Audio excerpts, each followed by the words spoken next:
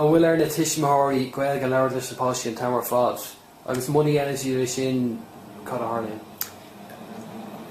Well, Chomhluadar bheidh sé mulla go leabhar na tiismitheoirí Gaeilge an tamar fad. Ach go minic go mór más táú géirí nósratanga tí a hathrú ní mar sin a tharlaíonn.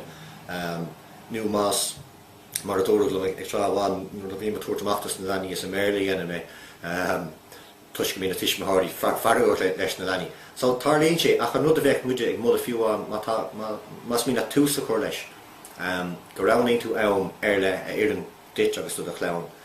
Go raibhnaíonn tú gur sin an ann Gaeilge agus gur Gaeilge leabhar sé an tamar fad.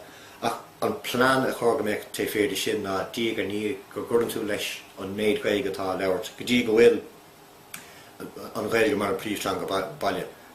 Ach ní léon dós agus tá na sanálathe tréis é seo a chiire agus tá iad san dearach. Tá tailig ann go bí ag an deir seachtainna. Is ag an deir seachtainna in úsáidre an miontanga agus an mórthanga a úsáid ó luanga hín agus na páistí dúir scóil agus mar sin de. Go naibhríonn sé sin chun síl an gathanga agus chur béidir agus bei lífocht éigen ag na páistí sin.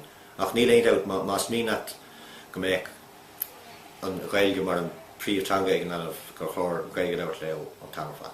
Bhí mé léamh sa leabhar thógamar le Gaeilge iad bhí tiismór ar bháin ará go leor sé leis na páistí nach raibh béarla aige agus de bhór seo gur leabhar an páiste Gaeilge leo. An bhfuil tiismitheoirí le héad de clasanna tóga a dhéanamh?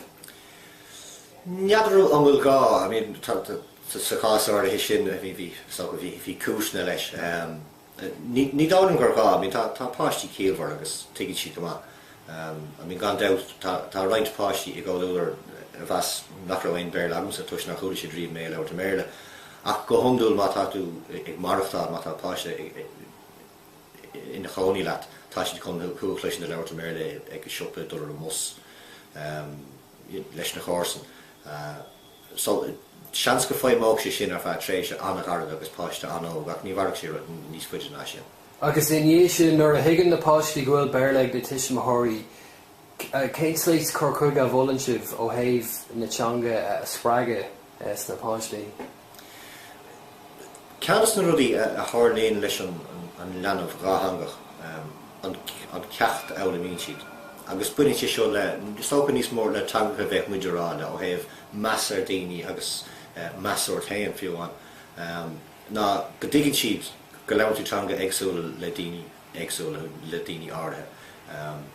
Agus tarlaíonn sé sin a thar timpeall beidir íse sé na mar sin de. Go dagan an tuiscint umláin sin, go mómhór más teile céine bhfuil béarla agus Gaeilge mar sin go chundú tá tarla á leabhart ar beann beidir chónan. Agus go dtiguinn si go leabhar si Gaeilge le mamí agus béarla le daoine péireú atá. Just sin mar a tharlaíonn sé go nádúra. Agus iad dul ní sinne. Ní léon doubt go sé rítháltacht go mbeadh an rud ar an léitar an sóisiú teangan. Go mín deise na páistí ní an Gaeilge leabhart a Gaeilge cluisianta ó chomhísigh.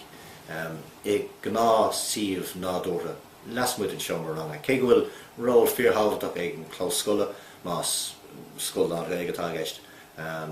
Ach gur féidir le lasmuid an teach agus lasmuid an chóirsa agus teachtar bailí chun achuid Gaeilge úsáid. Má tá na páistí beagání níos sinne agus tusaíonn siad ag freagart i Maryland ó gglairta Maryland leis na tiismitheoirí. Ar cearta na tiismitheoirí ar orthú Gaeilge leabhart nó míl seán a hartómh mar luigh duine bháin na tiismitheoirí nó iarachtaí eile dhéanamh nó ar ceart an rogha ágáil ag na páistí tain. Tá cúpla meán fin rud sin agus i rís céine brahan sé ar an bunús teangáilíochta tá sa teach. Dám rud é gur bí Gaeilge agus béarla bhí núsáid mar hampla i teach. Ní léon doubt nuair risin páistí na lua déige go mé meascán an dárúd in úsáid acha. Agus péidir agus tarlaíonn sé go minic i measc táilí gur tréis tamil agus líofacht bra ag na páistí seo gur ítanar a ronaíonn an teanga cumarsáide. Ag brathar cáthid na bhfuil siad an bhfuil cáirde ar timpeall na háide bhfuil siad i mufaí néir nó má tá siad sanúna siopadáireachta seans go dastaí nó gan Gaeilge leabhart.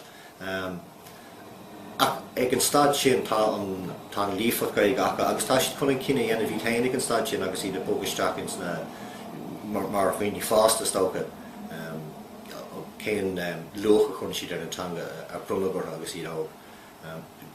Go fearsanta camera féin sé ag mula ligantas na leanaí an rah dhéanamh sin mar Harlíonn le mar páistí hain agus ní léon deachrot ann an áiríir agus go hondúil agus iad leabhar lumsa sin ag leabhann siad sin mar faoimí sé domsa camera.